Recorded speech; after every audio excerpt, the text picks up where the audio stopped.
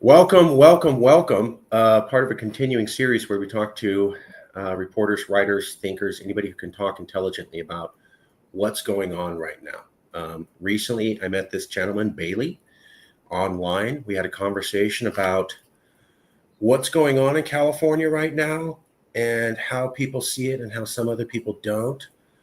I don't want to put words in your mouth. Bailey, could you introduce yourself just for a minute, who you are, your background, you're from Cali, I did this, and then we'll talk about what you've seen and how you feel about it. We'll go from there with more questions. Yep. Yep. So sounds good. Sounds good.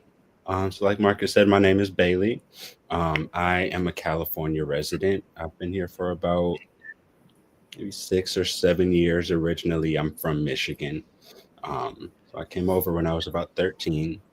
That'd make it about 10 years. I'm 23 now. And so for my background, most recently I've done about 2.5 years worth of legal assistant work.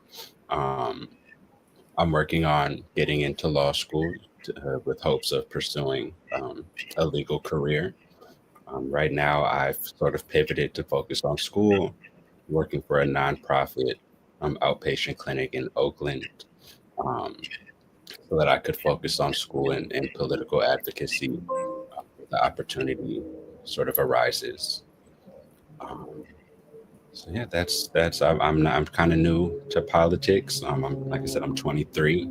Um, but I do pay attention a lot, and I try to stay as aware as I can, and just share that. I like to share the things that I learn um, with people who might not have the mental capacity to stay on top of things all the time. It can be very draining. So I try to be a voice as somebody who does have the more of a tenacity to watch and keep an eye on things. I was really impressed when we met because you're in your 20s. Most people I know in the political space, they don't really get in until their 30s. Yeah. So they usually have kids and they have a mortgage, and then they start going, "Oh my God, these things matter." And it's so to be your age. Wow, congratulations! I wish I was where you were at when I was 20. Thank you. I'd Thank be you. further along now. Okay, let's get to the meat and potatoes. All We right. talked. Why did you reach out to Calexit? What are you seeing in California in your words? What do you see? How do you view it? What's going on? If you and I were in an elevator and I Mhm. came from planet Mars, but I spoke English, and you had a minute and a half to explain to me what's going on, what would you tell me in that elevator ride? Um, I think if I Everybody, had to sum up what I'm seeing in 2 words, I think I'd say it's more of in a way a manufactured hostility. Um, when I see people protest, when I'm not looking at what's on the media, what's getting posted and circulated, um, it's all peaceful. It's people are upset, and I believe rightfully so. Um, but it's conducted pretty cordially for the most part. Um, not talks of violence or anything like that, and it's portrayed very differently online.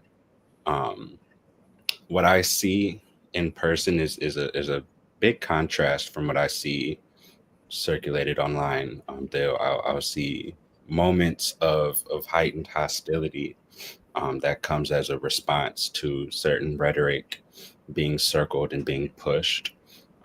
That's not really present naturally, in my opinion. Um, we see these protests in LA, um, and everybody's seen the media worthy moment of the fires and whatnot. Um, but when you watch live streams, when you're there, when I have family down in LA. I'm like, oh my gosh, like, are you guys okay?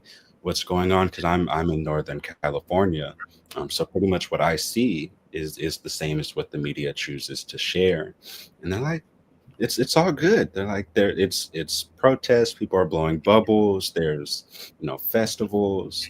Um, People are out there pushing a message about what they don't like seeing happening in the state. but at the same time enjoying each other, and doing a kind of sort of actively trying to limit division amongst each other, and coming together as a community for the community. Um, and it's very different. It's very different, than you would believe it to be if you just listened to some of the comments from Donald Trump and his administration, and even some senators from other states. It's a very warped image. It's almost like there's two realities: the portrayed reality, and then, when I talk to people who are from there, nobody's scared. They're scared of the National Guard. They're scared of these Marines that are being toted around as and boastfully angry. Um, and that's just not. It's like the Marines are angrier than the protesters, and the protesters are angry about the state of things. It just doesn't coordinate for me. It doesn't make sense. So you're saying, if I'm correct me if I'm wrong here, that the media is presenting one image, at least in general. I'm sure not every outlet, and that it's not exactly the same as what we see on the ground. What we see on the ground is actually mostly peaceful protests. But if you watch the media, and I know exactly what you're talking about, all I see is burned cars and people throwing. I hear Molotov cocktails every 5 seconds, and I see video of one guy throwing bricks at a car. And I remember pointing it out that I had heard, oh, they're throwing bricks at everybody, and then they'd show a picture of one guy, and I'm like, Right. that's a dude. And I remember asking, I'm like, that doesn't. I'm like, oh no, there's got to be others, and I'm like, was there? Because I didn't see him. So, and I'm not there either. I'm just watching from the outside. But I also know that Trump's willing to manipulate things. One of the things I keep seeing is here's Molotov cocktails and cop cars on fire, and then they're holding the Mexican flag, and then now we have to send in the Marines, right? So these are foreigners causing a problem, and now we have to send a foreigner, our military in to go deal with them. That was just something I caught. I'm like, I wonder if that's true, or if that's Mhm. some image that they want to present so they can be as harsh as possible. Certainly, the image by Trump and Trump officials is California is just chaotic and wild, and the streets are unsafe, and people are unsafe, and our leaders can't do anything, and they're incapacitated as this crowd just sweeps through and a horde wreaks havoc on business and destroys everything. And it Right. is that sounds like you're saying that's not what's going on. That's not what I'm hearing. That's not what I'm hearing. In all honesty, I've seen more separate incidences of like reporters being shot with rubber bullets, or I know there was that video of the young lady trying to get home who was shot with a rubber bullet. Um, I've seen more separate incidences of that occurring than I've seen of somebody throwing bricks or things like that. Um, like I've got some family who's planning on being in LA for a graduation, and I asked, how, like, you guys be safe, of course. Are you guys worried and whatnot? And their concerns aren't the protesters. Their concerns are the National Guard and the Marines. Just to travel within the state that they live in. Um, so I'm not seeing people scared of other people. I'm seeing people scared of the actions that are being brought to California, right? Because the chaos isn't even necessarily LAPD. It's outside Yeah. forces being brought to California that are causing um, a sense of unease within the state. I know you're 23, but you seem smart. I remember I picked that up on the phone. You seem educated and smart. That's why I wanted to talk to you more. You're 23, but you've probably read some history. Sounds like you're informed. In your opinion, I don't want to put words in your mouth.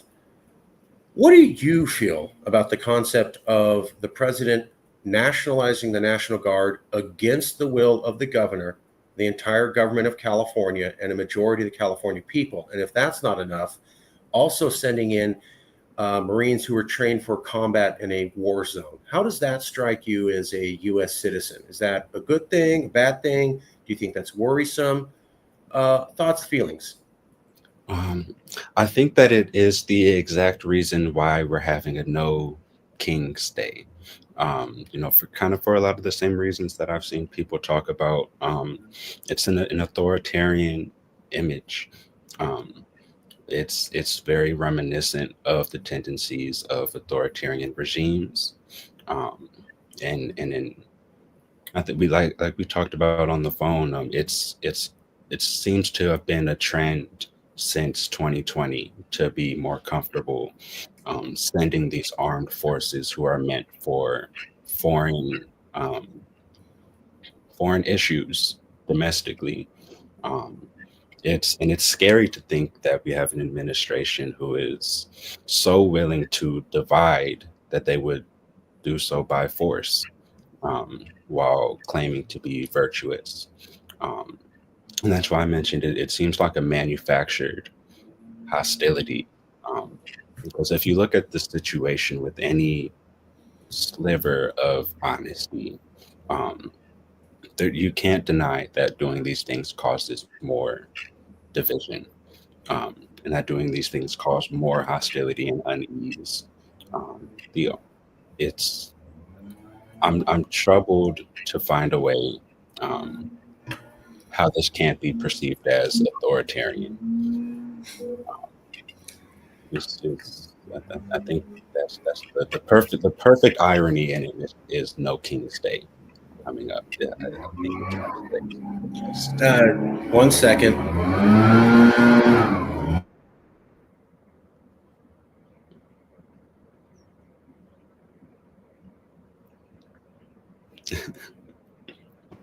Sorry, the yard guys are outside. Tell us about No King's Day. What is that? What is that about? um, I don't know the best. I wouldn't be the best spokesperson of it. To me, it's just a matter of a statement of protest that this we have this president who seemingly wants to be a king. Um, he wants to be unchecked by the checks and balances that we have in place. Um, we have a president who boastfully goes against the Supreme Court and their wishes, and actively tries to find loopholes around, following the guidelines set in place. Um, it's a statement against a person who wants to hold a military parade for their birthday.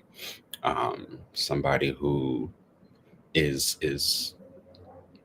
who makes relations with these um, foreign leaders who we historically have seen as um, I don't want to say enemies, but just people that America doesn't want to be like. Kim Jong Un, Putin, and all of these known to be authoritarian leaders, who he seems to look up to, and seems to want to model, if not model how they rule, model a response from the citizens that they get. Um, he wants to rule with the strong hand. Well said. Um, yeah, so that to me, no King's Day is just a statement that we see where you're trying to take this, and um, you don't have the approval of American citizens to take the country in that direction.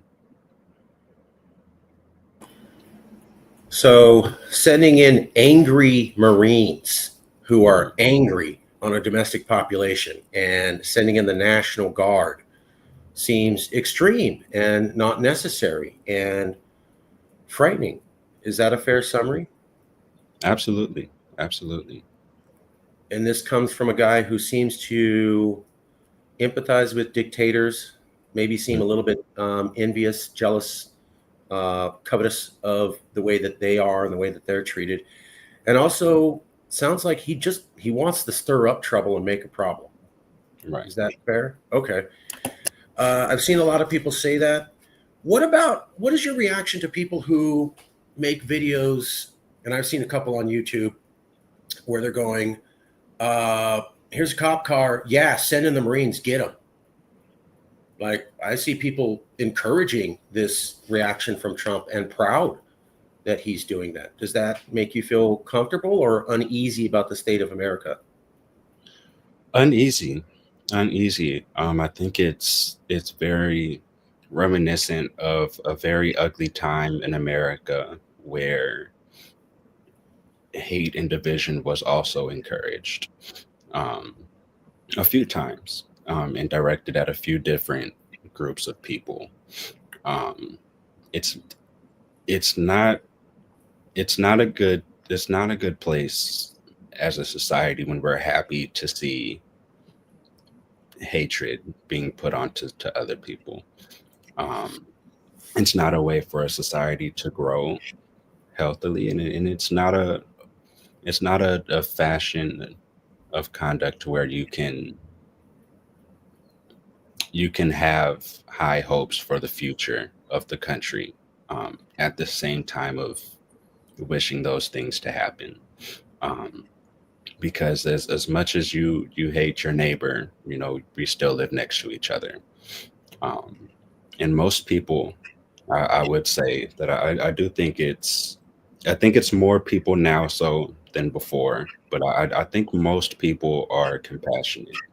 Unfortunately, the ones who harbor hatred, they're going to um, be given more of a platform, because it's marketable. It's a story, and unfortunately, I feel like there's a lot of those stories at the moment. Um, but I don't know. It's just basic human morality. Um, I I can't think of a person who's done wrong to me who I would be happy to see angry Marines go at, right? Let alone a stranger who I've never met. And it's just that we might have a difference of opinion, a difference of methodology of getting to an ultimate goal. Um, but there's very few situations where being elated by harm onto somebody is acceptable. Um, and so it's sad to see how many people do it and how many people find affirmation in their hatred nowadays. I think that's a large part. A lot of people feel justified in those feelings.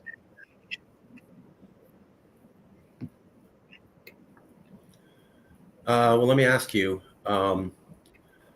what about one of the things I've been asking people is I haven't seen any Republicans coming on TV and saying, you can't do this, Trump. You can't treat fellow Americans this way. What do you mean sending combat troops on a domestic population? Mhm, Usually you could see like a group of Republican senators say, we're not okay with this and you can't do that. And um, mhm. there's nothing. So, what does that tell you? You live in this country. Hey, they're sending in the Marines. They nationalize the National Guard over the will of the California people and their government. And on top of that, they're threatening to arrest the governor. Mhm. Um, and no Republicans in America seem that upset about it. They just don't seem to be bothered. They're not complaining. They're not protesting. They're not criticizing Trump. Does that make you feel safe to be an American? No, no. It makes me feel as though the goal of politics has shifted. Um, What do you mean? the so the goal not no longer being how can we as a collective with different views of how to attain a goal of prosperity in the country, work out our differences of the path to get to the ultimate destination. It seems like, um, it's very reminiscent of high school cliques. Like if you're a Republican, if you're with the jocks, you ride with the jocks. indiscriminately.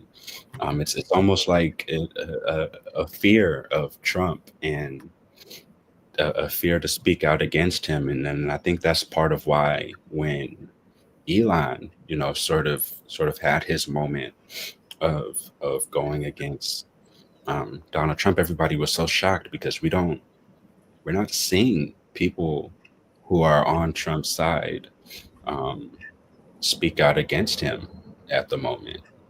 We're I not. know in the past we've seen people leave his administration and then speak out against him, but for some reason, while you're under Trump's um, administration, people seem scared to speak out against him, um, and so it seems to have been a degradation that I hope I said that right. Yeah, you did. You did. And yeah. Of politics from a sort of we look at politicians or as they should be as people of um, great stature who are able to have sort of some of the ultimate disagreements, but at the end of the day be professional to an extent with a goal in mind. um, but now it just seems to be sort of blind following the leader. um,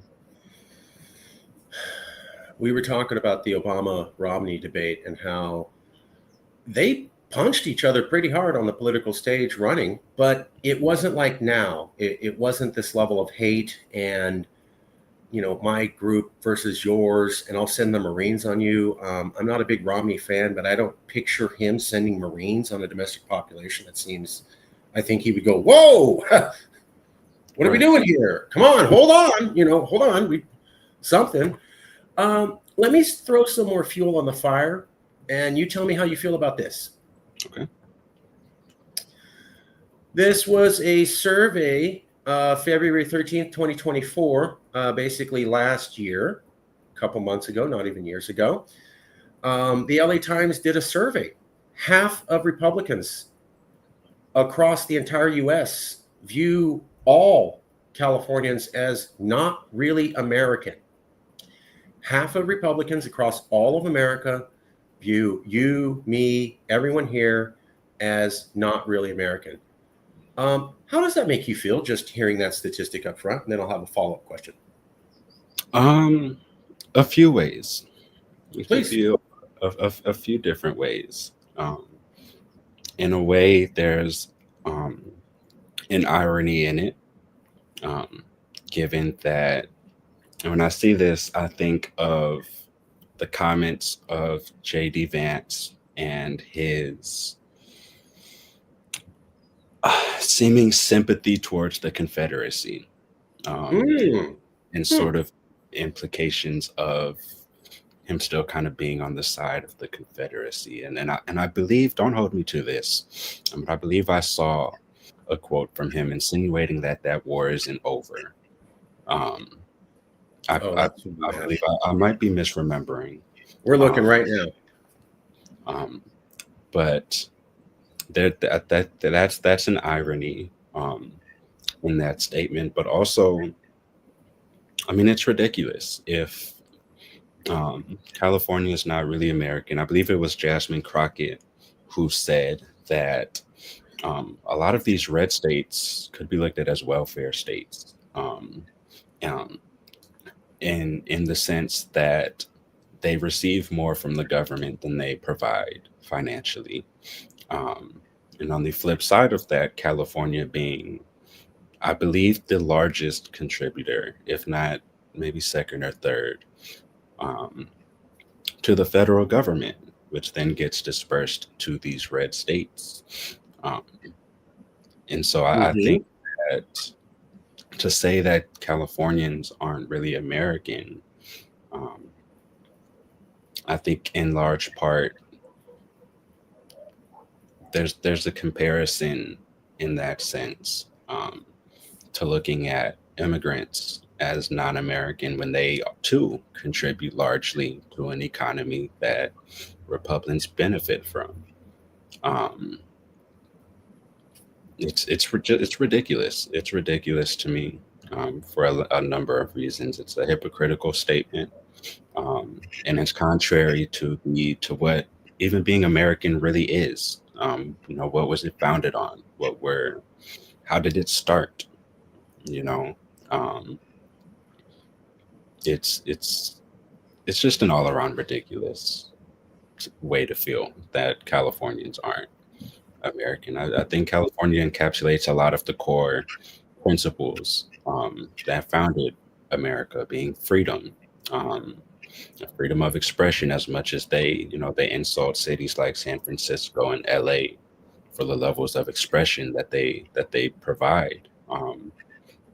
That's just the next step of what caused America to be founded in the first place, to have free views. Yeah, I think it's a ridiculous statement. Well, give me 1 second. Turns out, wow, I didn't even know this. You are totally correct, and you just taught me something. Give me 1 second. Apparently, JD Vance did make some. I studied this for 12 years, but I'm still a human being. It gets to me every once in a while. Apparently, Mr. Vance thought it was okay to defend the Confederate flag and Confederate soldiers, and we'll show that to you right now. Gotcha. I did not know this, but here you go. So, JD Vance policy on flags. Should states be allowed to display the Confederate flag on government property? Yes. He didn't say private property, which I'm not a fan of the Confederate flag, and I'm not a fan of it being displayed anywhere. And whenever I see it, I don't feel comfortable or welcome. I don't think it's okay. I went to the South. People who had the flag did not treat non-white people well. I'm sure there are some people in the South who don't harbor hate in their heart and somehow see it as a traditional thing. Maybe, sure, but I think that's a small amount of people. I think the majority of them are, damn well what they're thinking. I do think I'm sure there's a few people who, my grandfather fought and he was a good, okay, all right. But I think most people doing this, you know what they're saying. Right. The Confederate flag on government property, let alone private. Government property is for the people. So you want to tell everybody who pays taxes and everybody who's a citizen, we support the Confederacy. What? I mean, I could see where maybe he could argue private property and liberty, and I wouldn't be comfortable with that. But you have some sort of legal argument. You're going, no, the thing that everybody pays for and the government that's supposed to be for everybody should have a Confederate flag on it. I didn't know he said that. Wow. And then here we go. So, but I'll let you comment. Just I got to get this out. You brought it up. Yeah, he's. I think every single person who fought for the Confederate side was an evil person. I just think that's stupid. I'm sure there were some good-hearted folks, but the Confederacy fought for enslavement of millions of people. They knew what they were doing. They were okay with it. It was part of their culture, and they fought for that. Now, I've heard states' rights, and maybe you can argue that, but it was states' rights to do what? Enslave people. So he shouldn't have made these comments he shouldn't have made them. And if he felt he had to, there should have been a hell of a lot of context behind this going. The Confederacy was generally for slavery, and that's not wrong, and I don't support that. I'm just saying there's no context here. It's just, I think that's stupid. Okay, well, you add that with this. You tell me. Take a step back. You're not you. You're just an average person watching this. How would that make you feel? Yeah, I mean, just if we just look at the facts of the implications of what the Confederate flag is, it was the Confederacy fought a war against the United States. The Confederacy killed American soldiers. We don't fly flags of Nazi Germany. We don't fly flags of people who we've gone to war with here.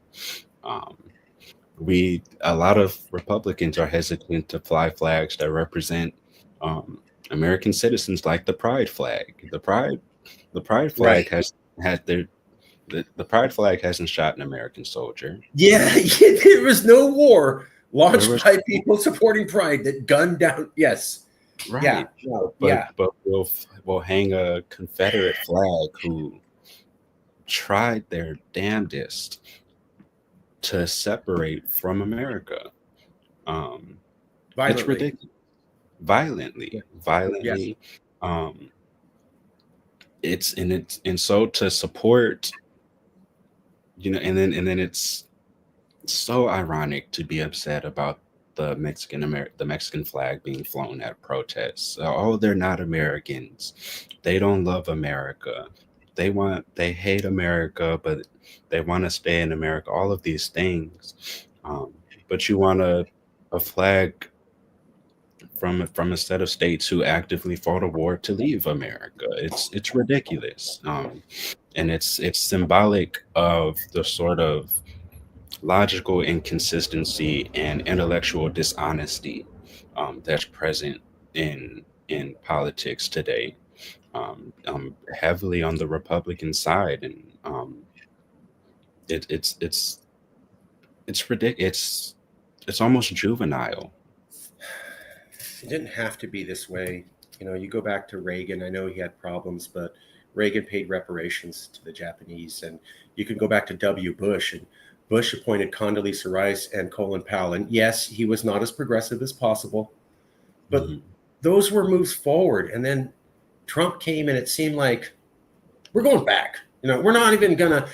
Before Trump, the Republicans would begrudgingly move along with progress. They'd go, okay, well, we're not going to be as progressive as the liberals, but we got a 4-star general. He's run a defense, first African American, national security advisor, first African American. And then Trump seemed to be like, no, I'm not doing any of that. I'm just not playing at all. We're going backwards. And I don't even want to begrudgingly play your game. I just want to go 180 degrees the opposite side. Return America, make America great again. My mom's full-blood Mexican. She always said there were no good old days. So whenever she hear people, oh, the good old days for who?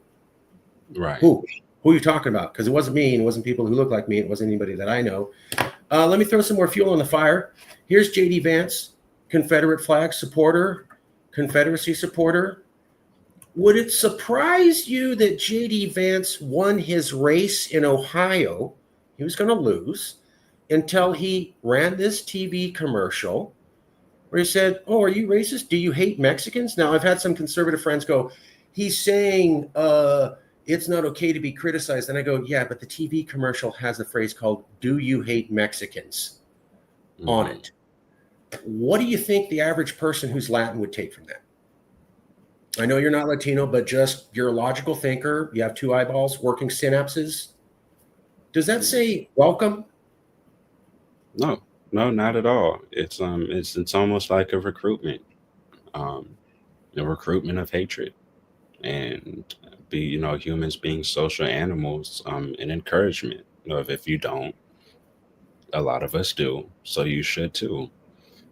Hmm. Um, yeah, no, it's not welcoming at all. What about this? Stephen Miller, white nationalist. And for context, the Congressional Hispanic Caucus designated him as a white supremacist based upon many statements he had made and actions. It wasn't just some arbitrary title. The guy has a long track record of egregious things that they pointed to. Well, when Trump got back into power, first thing, hey, you're in charge of immigration. So white supremacists in charge of immigration. Do you hate Mexicans? Vice president.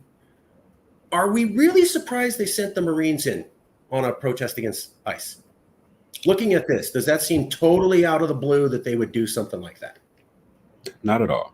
Not at all. It's very characteristic of like I said the last time. This is what they do when there's a targeted group, and they're trying to forcefully hold down. The extreme shows of force, scare tactics. Yeah, it's not surprising. I'm going to take it a little bit more deep. We talked about this yesterday. I'm not trying to do shock or gotcha journalism, I'll show you some of the stuff we did yesterday. We talked about the Kristallnacht speech. With your permission, I'd like to show you a little bit about that and get your reaction. Absolutely. Yep. Okay. I'm going to show you some slides, and then I'll ask you some questions, and however you take it is how you take it. Okay. In 1930s Germany, there was a guy called Adolf Hitler. He wrote a book called Mein Kampf, where he said there's an ethnic group called the Jews, and they're the problem. You know, they're the problem. They're dragging Germany down. It's not us Germans. It's not decisions we made. It's not invading France. It's the Jews. They did everything. They're the problem. And if we could just get rid of them, everything would be fine. Now, he wrote that book and he got elected, but he didn't actually do anything about it for a couple of years. And so people thought, it's just talk. He's trying to win an election. He's just trying to win a race. He's got to say what he's got to do to rile up his base. Relax. And then this happened. Kristallnacht, the night of broken glass. Kristall means glass or broken, and Nacht means night, I think in Yiddish or German. It was a pogrom against Jews carried out by the Nazi Party, paramilitary forces, along with participation from Hitler Youth and German civilians. On November 9th to 10th, 1938, authorities looked on without intervening. Euphemistic name Kristallnacht comes from the shards of broken glass that littered the streets after the windows of Jewish-owned stores, buildings, and synagogues were smashed. What they're talking about is in one night, every single Jewish business, Jewish place of worship, Jewish house, Jewish car had all their windows smashed out in one night. And you just had to deal with it because here's a picture. The cops are helping him. That's a cop. He's helping them. And then those are all civilians, and they're just watching this. Nobody complained. Nobody said anything. No politician said anything. Nobody protested. There were no arrests. The cops stuck by where they smashed out all the windows of every single Jewish person across the entire country. So imagine if in one night, MAGA comes and they smash out the windows of every single African-American owned business, house, car, and church. Nobody says anything. No senators say anything. No legislators say anything. And the police in Chicago, Miami, Los Angeles, San Francisco, Dallas, Houston, everywhere, 35 different cities, just stand there and go, sucks to be you. How would that make you feel as an African-American?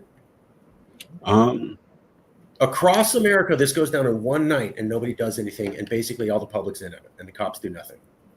Would you feel so? Yeah. I think there's few words that could describe that feeling. And I think the feelings are kind of implicated in the question, the way that we can all sort of, I guess, feel when we think about these terrible things happening.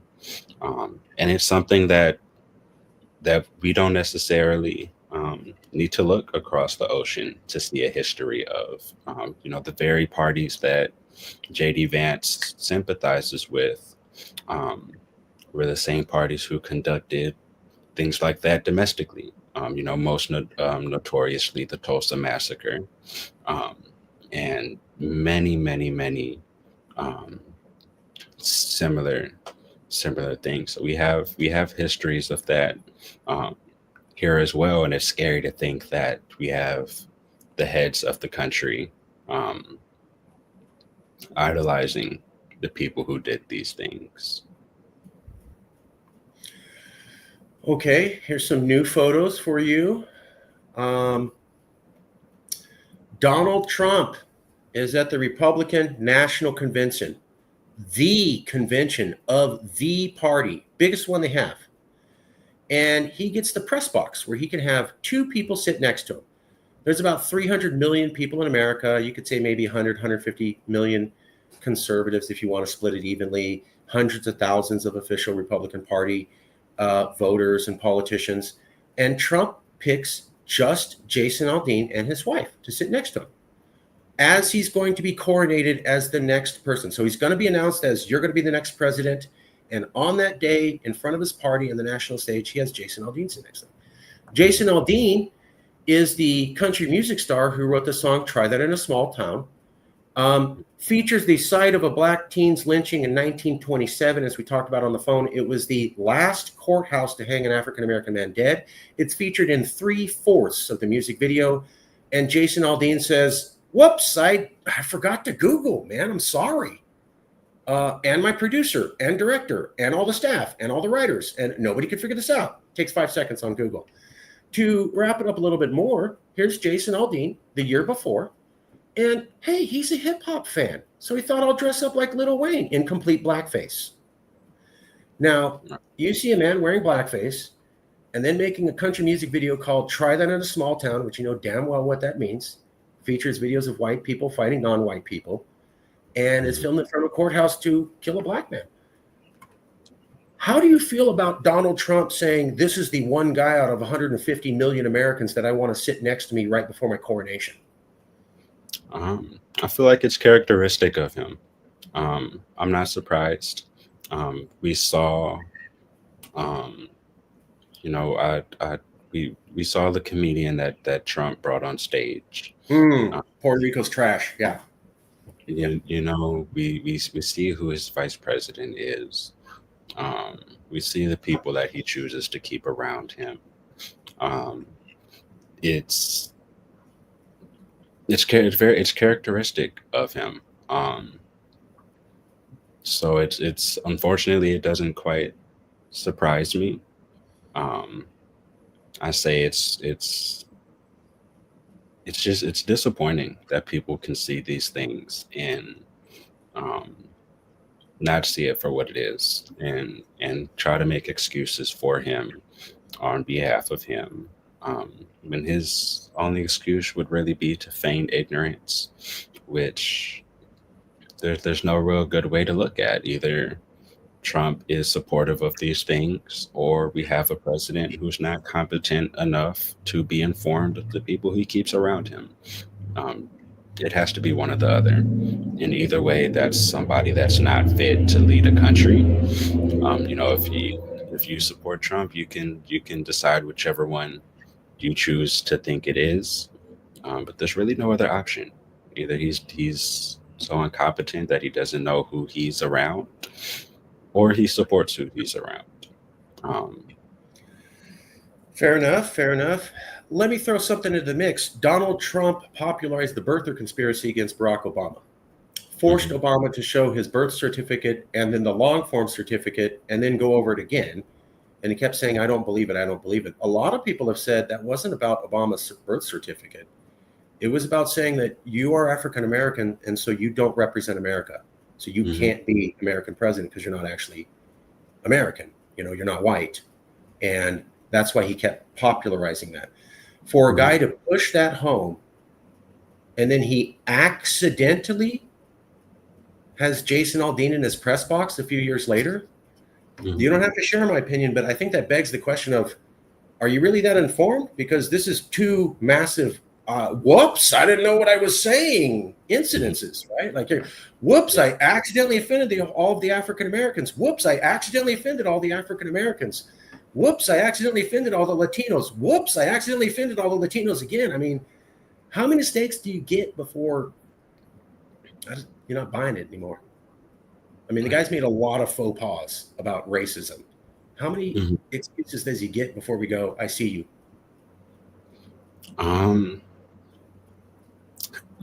People who are honest about it, they were fed up before he was elected. People who are willing to look at it honestly. People who were willing to look at it honestly, the last strike was the newspaper ad regarding the Central Park Five. People who aren't willing to look at it honestly, I don't know what their last straw is. The last straw is probably when it hits home. One last slide. When this is particularly relevant, I was bringing this up for months. Nobody seemed to really grab onto it. So Pete Hegseth, who's now Secretary of Defense, when he was being confirmed in the Senate, they asked him, would you shoot down protesters if given the order? He refused to answer. Pete Hegseth is also the person who suggested first to send the Marines in Hmm. California before Trump. How do you feel knowing those two facts? Um, it's a scary reality that we live in. When we have At the same time, we have politicians who are avoidant of the important questions, but assertive of nonsensical statements. Um, we know Pete Sessions. He's an intelligent guy, and he wouldn't be where he was if he wasn't intelligent. Um, and so to see that when convenient, Pete can be very assertive in his opinions, assertive in what should happen, assertive in what he wants to see. Um, but the avoidance to answer the question, um, what that's an answer in and of itself. That um, he's not unwilling to have protesters shot, and that's a scary thing to think about, especially when we see that people who aren't even protesting are being shot. We've seen we drew the comparison of bringing entities who are meant to fight foreign aggressors, and when we look at these entities who are meant for war, and they do things like shoot a protester. I'm sorry, shoot a reporter. That's Right. a war crime in a lot of ways. We see people like Hegseth um, condoning what could be taken as domestic war crimes if that's really how they see the protesters. We had the Australian journalist, somebody who should be able to come to our country um, and just do her job, right? I'm not familiar with this journalist. I'm not sure, what types of how she portrays what's going on, but regardless, she should be able to come here and do it safely. So Um, shooting journalists is not okay. Not at all. Not at all. Okay. I gotta ask. I know it seems a little bit silly, but I have to ask the question so that the audience can follow along with, like, we're talking about this and here's the reaction. And yes, being That's shot with rubber bullets is bad. Mhm. It's very bad. It shouldn't happen. It's considered a war crime in many other places. I'm not saying it's going on here, but there are a lot of regimes that Donald Trump likes Mhm. where they shoot the reporters because they don't want them reporting the truth. So they Mhm. make sure to take them out first so they get out of there. And then you're stuck with only national news coverage, which you yourself pointed out isn't that accurate. Mhm. I Right. wonder if we did that here. Of course, I have no proof, but I'm just saying Trump likes regimes that do this. Trump has a Secretary of Defense saying we'll send angry Marines in on a domestic population who said, I'm willing to shoot protesters, basically. And Mhm. then reporters accidentally get shot. Right. What a coincidence. That happens in the countries that he likes. And it allows Right. them to control the media narrative and frame what's going on as these are all rioters. Everybody's so violent. They hate America. They're trying to do all this. See, we've got to go crush them. Right. Right. And it discourages other reporters from coming here to report on things such as that. It's very authoritarian in nature, if not reminiscent of these authoritarian regimes that we see across the waters. So we go back to Crystal Knot. The Holocaust, where they wiped out the Jews, wouldn't happen for a few more years. Mhm. And I've heard the story from a rabbi. He basically, when the Crystal Nacht happened, there was two groups of Jews. One was, this is bad. I mean, the guy wrote a book saying he hates us. He's made speeches saying he hates us. And now we were all attacked. Nobody was killed. Nobody was physically beaten, but all our stuff was destroyed in front of the cops. And no politician said anything. Time to get out. There was Mhm. another group of Jews who said, relax, calm down, just Mhm. talk. Don't be such a liberal snowflake, right? Mhm. They're just words. Chill out. Can't you take a joke? They're just blowing off some steam. They're not really going to round us up. Nobody's tried to round us up for 500 years. This is the modern time. We have radios and TV. Things like Mhm. that don't happen now. All the Jews that said that are dead. Mm-hmm. So let's go back to, I think it's cool to be president and hang out with the country music star who had the last courthouse to hang a black man dead in 3/4 of the video, who also did blackface the year before. And I'm the guy that stood up for having those 5 African-American youth in prison for life when they didn't really do it. And I'm also the guy who said Barack Obama isn't really American. How do you feel knowing all that, all those data points put in your mind? What do you take away from that? Yeah, it definitely seems like Trump has certain inspirations, and pulls from certain ideologies, as much as he won't outrightly say it. Again, a lot of times silence speaks the loudest, and the things that you are afraid of saying tell us most about what you're thinking. Um, I will say that I do have faith in our country not allowing it to get to the point of the Holocaust. So I do have faith in us avoiding those extremes. Um, but I've got to be honest, every month or so that faith kind of dwindles a bit. You know, we see how things are happening in El Salvador. Um, we see the encouragement of disobeying Supreme Court orders.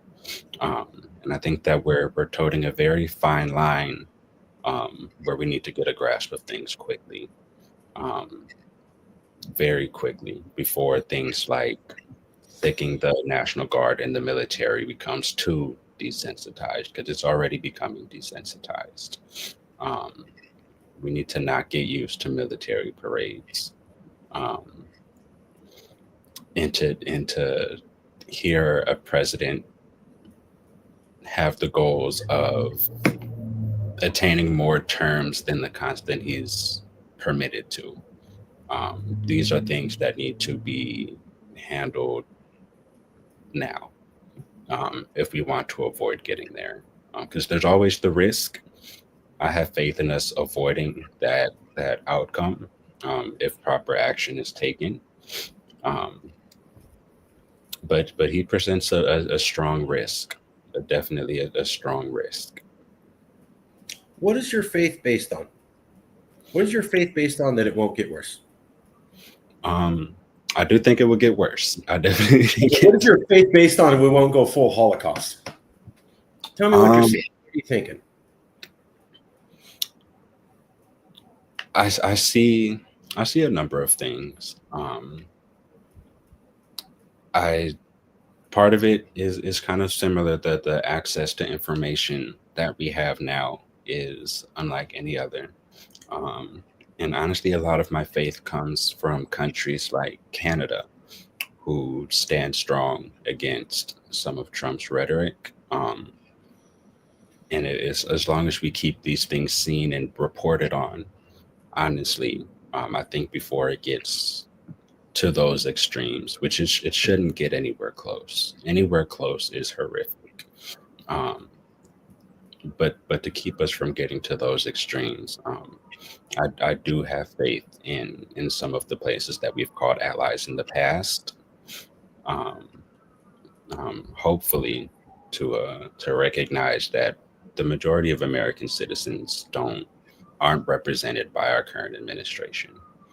Um, and I think because of that, also, um, we've got amazing people like Jasmine Crockett, who are going to say things that need to be said. Um, like I said, it's a fine line, and we're very close to some things that we can't take back, in my opinion. Such as if we implement Trump's goal of getting an additional term. Um, there's some snowballs ready to fall, um, and we need to nip them in the bud. Trump won the popular vote, Hmm. um, Right. and and his popularity is kind of stable. A lot of Americans have not said anything, and a lot of Republicans have said absolutely nothing. about sending the Marines in and the National Guard on them, how then can we say that a majority of Americans don't back him when he won the popular vote, and the Republican Party isn't saying anything like, wow, that's too far? Hmm.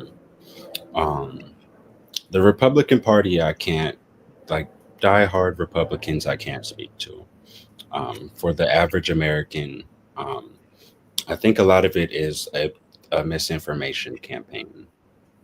The way that the media um, portrays things, which is scary because we don't know. I at least I don't know how to combat that. Um, but I think that if a lot of people were properly educated on the reality of things, I don't think that they would approve of what's really going on. I think misinformation is probably the most powerful political tool. And unfortunately, I think that Trump is a master of that, to discredit media that he doesn't like through repetition, through his cadences. He's very charismatic. Um, he's he is a very Trump didn't get where he was on accident, aside from his Yeah, yeah, um, yeah. there's a certain personability to him that allows people to just kind of trust the things he says because he says them so often. He'll talk about things he has no idea about, but more confident than something that I could be an expert in. um, and it's a misinformation campaign. Um, and I think that in order to fix that, people like yourself just need to keep sharing the reality of what's going on. Um, and each one reaches one. Um, and I've got faith in the result of that being a kind of a re-education of the American people. When Donald Trump started his war in 2016 with the media, I think it was famously he had a picture of him wrestling CNN or something like that, a WWF match, and he was calling them fake news. That was 2016. It's 2025. It's about 9 years later. Trump went from not winning the majority vote to winning the popular vote over that time period. And cable news media that opposed him has gone from being ascendant to having the worst ratings ever since they got started 30 years ago. So if we're Mhm. talking about the media is going to take him on, Trump's only gone this way and the media has gone downhill. There's the lowest amount of faith in the public media. Why Mhm. have faith that the story is going to get out there when they basically lost and he still has his base and grew in popularity? Like one of them has lost following and the other Mhm. has not. Right. How should we have faith in the news when the news basically lost the popularity war hardcore against Trump over this 9 year period? Right. So when I say media, of course, cable news has gone down. And then it's a very complex. Like I said, it's hard to kind of grasp how media can bolster truth. I know a lot of ways. A lot of people my age, they look to sources like TikTok, and TikTok reporters, and I have varying feelings about that because but there are some reporters on TikTok who do a good job at getting, particularly foreign, at getting a Yeah. variety of um, news to people that they wouldn't otherwise even care to look to normal media outlets for. Um, but you're right. You're right. You're absolutely right. It's a huge distrust in it. And I can't say confidently how exactly I think that news media is going to be able to win that war. Um, I don't know. I don't know. In Well, all especially when honesty. they're trying to, Congress is trying to shut down TikTok. I mean, every couple months, let's shut it down, let's shut it down, let's shut it down. And Mhm. that's where a lot of people get their independent source of media. And I've never Right. seen so many discussions about shutting TikTok down than in the last 2 to 3 years. So, and Right. that was right when it got very big at getting counter narrative material out to the youth. And I'm like, Mhm. right when it's starting to get information out to the youth, they don't have control over. All of Congress is talking about this is a national security issue. We got to shut the whole thing down.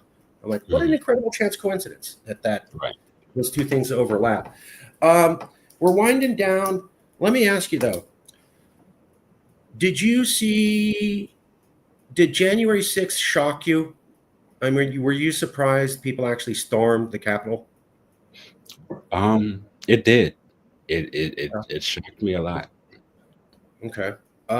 What about Trump sending in the Marines? Like just saying, I'm going to send in angry active duty combat soldiers on a domestic population. We certainly saw the multiple Latino and African American Democratic lawmakers from California held a press conference, and they were all clearly in shock.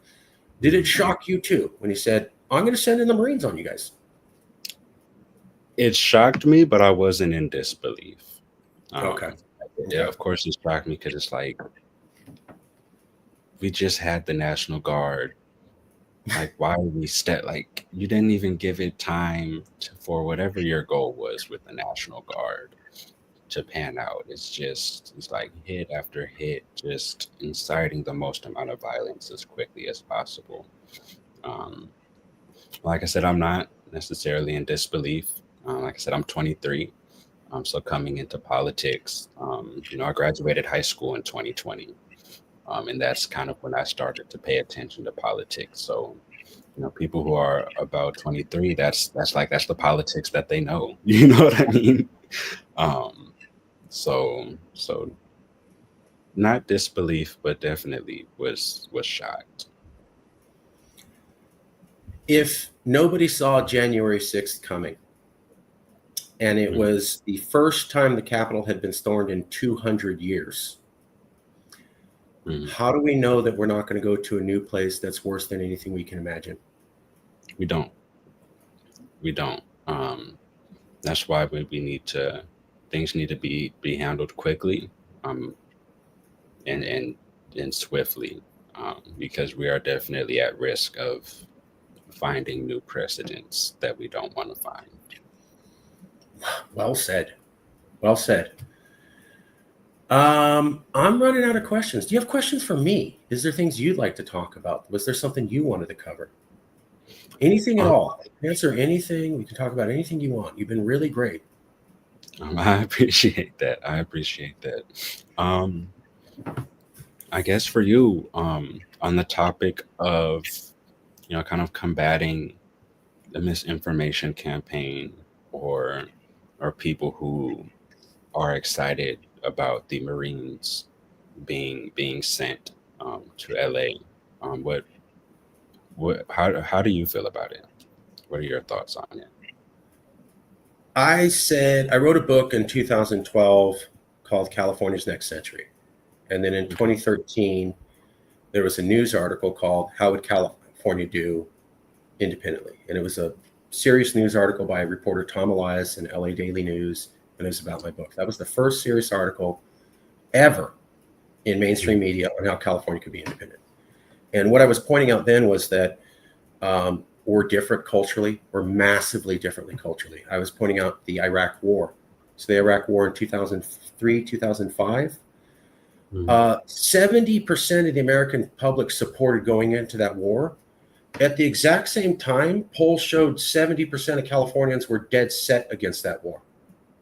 So California had the exact, couldn't be more opposite opinion about going into that war as America. And that was back in 2003. So I go, there's something here. Okay. And I started following it. And then I started noticing that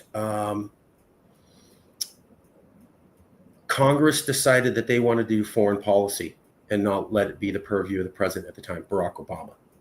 And Congress decided that they wanted to shut everything down and not let Obama pass any laws with the Tea Party. And it got so bad that America lost its credit rating. The squabbling between Obama and the Republicans got so bad that all of America lost its global credit rating for the first time since 1945. Basically, after World War II, America built the international institution financial system. And the squabbling was so bad, they go, we have to degrade your level of credit. The whole planet sees you. That had never, ever happened, ever. And I'm going, this is bad. And the newspaper goes, it's fine. Moving on. We still got debt. And I'm like, no, everybody who owns money in the planet just said we have no faith in the American government to function normally. That was during Obama. I don't blame Obama. I blame the Tea Party. They were obstructionists and willing to shut everything down. But even the most competent president couldn't make it work. Obama was competent, and he tried hard, and he couldn't get that cog to turn. They were just like, no, we're shutting everything down. Not going to happen. I go, well, if you have a competent president who's willing to work with the other side and is very charismatic, like we haven't seen in a while, and even he can't get anything passed, and it's so bad the entire world financial system goes, God damn. That's basically what they did. I knew that was it. I'm like, yep, I see where this is going, because when you can't handle your cash, you're willing to screw with everything else. If you cannot keep your finances in order as a nation, the next thing to go is civil rights, law, military, basic fairness, policing, justice, etc. That's the most essential backbone of every nation. And we couldn't make it work. And then the Republicans said, well, we want to have the prime minister of Israel come here and speak to us and not the president, because we want to do our own foreign policy. Foreign policy is the exclusive realm of the president, period, end of story. And they just outright said, yes, screw it. And then the party backed him. And I go, this is bizarro world. This is kangaroo court. This is a dysfunctional country. Nobody really wanted to hear that, because they're like, well, Obama's president. We need to make it okay. And I'm like, what happens when he's not president? We're seeing signs now, and you think they're just going to get better? And I started looking at other people who were saying, you know, we could be on our own. We don't have to put up with this. And so when I see half of Republicans don't view us as American, and it's okay to send the Marines in on us. And you saw the Palisades fire. The Palisades fire happened. Yes, it was on state property, but California is a donor state. We asked for assistance, and Trump said, I don't know if I want to help you guys because I'm not sure I like you. Yeah. That's never happened in 200 years. That's never happened. There's never been a president saying, I'm not sure I like you, so I'm not going to send disaster assistance. Every nation has disaster assistance. It's considered part of the basic compromise or premise of being a nation. You protect your people from foreign invasion, and when something super bad happens, you come in and help them. He's going, I don't know if I want to do that. So I'm not surprised. I've been waiting for this for a while. 2016, I said, this is Trump's America. Nobody in California wanted to hear that. They go, no, Russia put him in. A minority of Americans support this guy. And I go, wrong. A majority of Americans outside of California. If you pull California out of those polls, because we're about 10% of the population, it's a majority of Americans okay with a guy who says to grab women and victimize them, that Mexicans are rapists. He also said, that's my black. I'm sure that wasn't a super big hit in the African-American community. And he was cool. And people said, yeah. And then he got worse, right? He got elected, and he's like, let's ban all Muslims. I never thought they'd pull that off. And the courts backed him up. The courts backed him up. And then he goes, let's put people in unlimited detention and throw away the key. And then we won't tell their relatives or anyone where they are. They're just in a prison cell somewhere and nobody knows, like, you know, like a third world dictatorship. And I thought, you're not going to get away with that. And the courts backed him up on unlimited detention. And then we said, oh, we're going to make sure our cops don't work with ICE, and we're going to protect the undocumented people here. 60% of all law enforcement agencies in California continue to work with ICE after California said no. There's like 5 to 6 people who died. I mean, they're dead. I bring up their names. Most people don't even know who they are. I'm like, how well did we fight it when people died in unlimited detention after you said that's not going to happen? Right. So for me, he murdered Latin people and he got away with it. That's how I view it. They said these detention centers are horrible. The conditions are horrible. Didn't change anything, kept them in. More people came in. There was even a U.S. citizen who the records were lost, but he basically lost all ability to support his organ function when he was released. Oh, wow. They don't know how that happened, okay? Accidents happen in unlimited detention facilities. That was 2016, 2017. And I see people coming on California go, we can fight them. We can fight them. And I go, like how you protected those dead Latin people? Like how you protected all the undocumented immigrants who got rounded up because 60% of the police force decided to work with them? Like all the Muslims who were banned here? I mean, this country was built on religious freedom, And then he said, if you are part of this religion, you can't be here. Imagine being Muslim in this country and you're told freedoms and right and freedom of religion. And then a new president comes and goes, no, we're ending all that. I know that's a 200-year-long tradition. It's over. Muslims are banned. Oh, and if you want to discriminate against gay people, go ahead. Totally cool. And the courts backed him on that. Oh, and if you want to racially profile people who look Mexican for the sake of them being Mexican because you're worried they're illegals, you can totally racially profile Latin people and pull them out of their car for looking Latin and suspect them as undocumented. And the courts completely backed him up on that. And so I'm saying, wow, we can't protect all these people. It's okay to be victimized and racially profiled and attacked and insulted and harassed. And for all your talk, you didn't save these people and you didn't stop this. Mm-hmm. So I'm not too surprised when the Marines came and when he nationalized the Guard.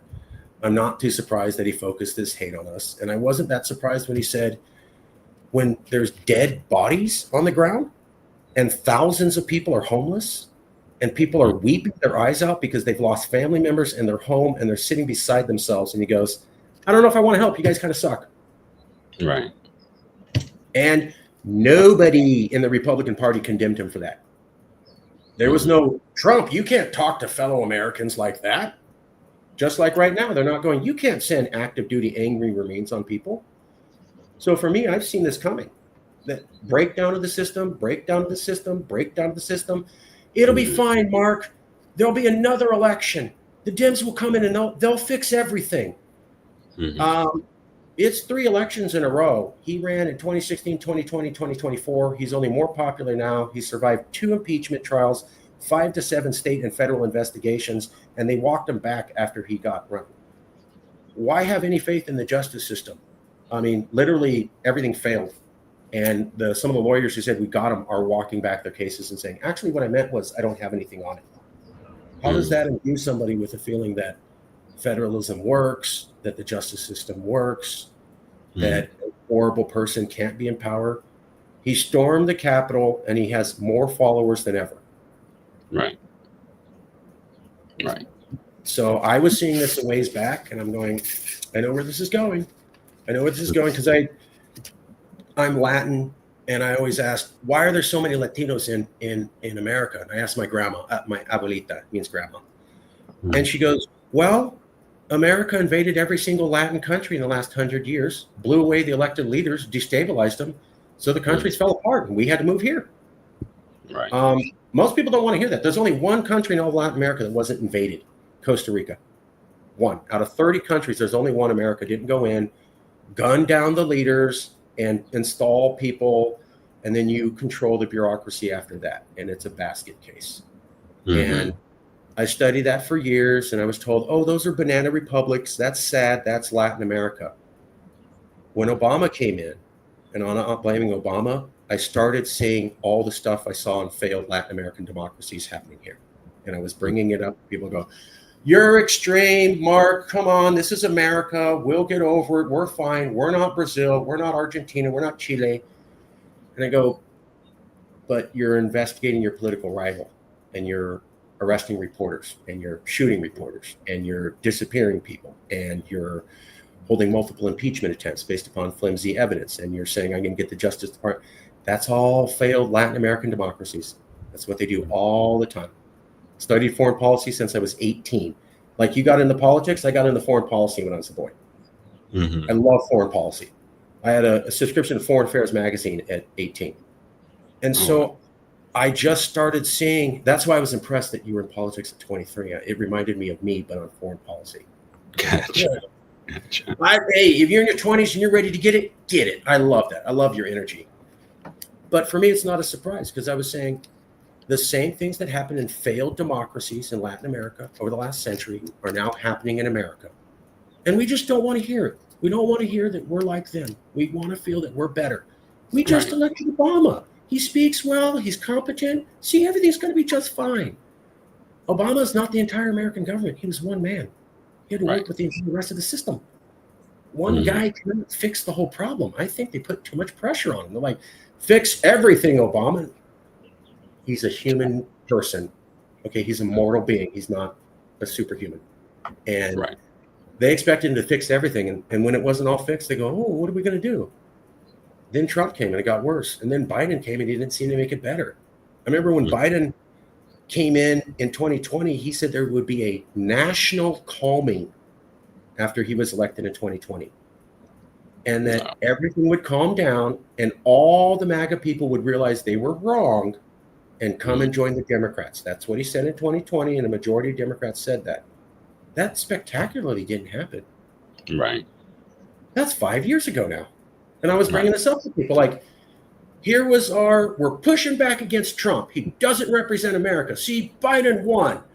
Okay, MAGA's going to realize they were wrong. Trump's going to go down in prison. Republicans are going to turn against him. They're going to realize January 6th was a mistake. None of that happened. That was 5 years ago. So I'm just willing to go there. I'm willing to visualize how bad it can get. Yeah. And I had a lot of experience seeing failed countries that other people didn't. And I go, you know, when your leg falls off and then your pinky and then your right thumb and then your ear falls off, and that's exactly how leprosy happens to another person. How do you know you don't have leprosy? Because I'm different. I'm America. That leprosy could never happen to me. I noticed your other ear fell off and now your eye fell out of your head. I don't have leprosy. That's what I felt people were saying to me. Like, no. I don't care how many parts fall off me. You're never going to accuse me of leprosy. That happens to those other people. Never here.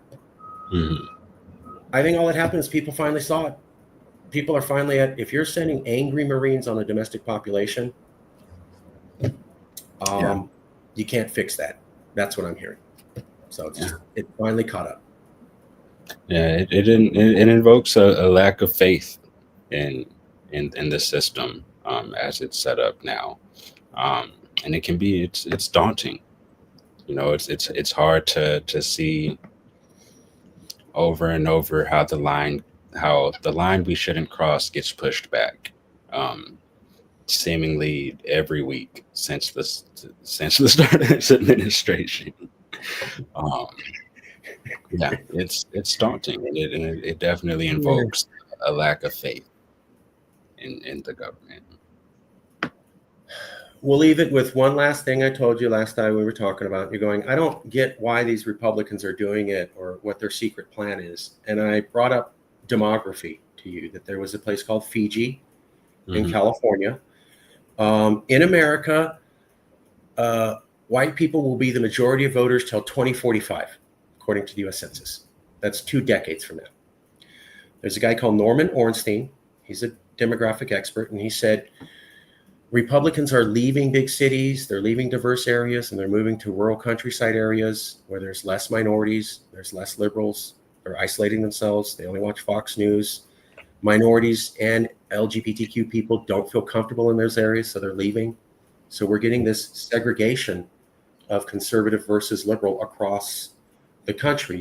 You'll see it as the city-urban divide, where the cities are liberal and the entire rest of the urban country isn't. And he goes, it's only going to get worse for the next 20 years. And then sometime in 2045, there's more minority voters. And people go, well, there's more minorities. There's more minority babies, more minority children. They don't have power till they're 18. And like we've talked, most people don't vote till they're in their 30s. So when we look at it that way, and you look at Fiji, where the native Fijians were 60% of the population, and as their percentage shrunk, they started fighting out and attacking the native Indians. And it was only when the Indians turned to 60% that the turmoil ended. Same thing in California. When the Caucasian population was going from 55 to 45%, that was the 1990s when they did Proposition 187, and we're going to force English language, and let's round up all the Latinos and get them out here. So if those things are true, we're looking at another 2 decades of angry white people who feel like they're being threatened and want to lash out. How does that make you feel? It's daunting. 2 decades, it's about how long I've been on Earth so far. And that's felt like a long time. So I don't think we have 2 decades before we hit a point of just a new level of insanity. The way that as fast as things move within 4 years within the current administration. Um, two decades is a long time to wait for something to change. We'll end it there. Any last comment goes to you. You're not you. Um, You're not me. okay. What would you want somebody watching this video to take away from this? We've been talking for an hour. We've covered a lot of things. What is the big major point that you think's key for anybody to take away from watching this, in your opinion? I think the biggest point is just to really to emphasize proper education, and stay and be skeptical, but a healthy sort of skepticism. Not a conspiracy theorist, but look at things, look at sources, and make things make sense. Um, just be honest and be moral. It's everything isn't, these are complicated topics, um, but they can be simplified, in a lot of ways as to what's right and what's wrong, and how do you want your neighborhood to be? Essentially, we're all in the same neighborhood. We'll leave it there. Thank you for your time. I'll email you a copy of the thing. I'll call you. I really enjoyed our call, and I'll talk to you some more about stuff we could do, and I'll send you a copy of the show. Gotcha. Thank you for having me. Yeah, no, thanks for doing the conversation. I love these check-ins with random Californians, because then I can say, here's what I see. Is that what you see? And then I get real feedback, like, how well am I understanding the situation? So you guys help me stay sharp, and I really appreciate that. Gotcha. Yeah. Well, all All right. Well, you have a great rest of your day. You too. I'll send you a copy soon. Thanks for coming out. All right, that's it. Bye.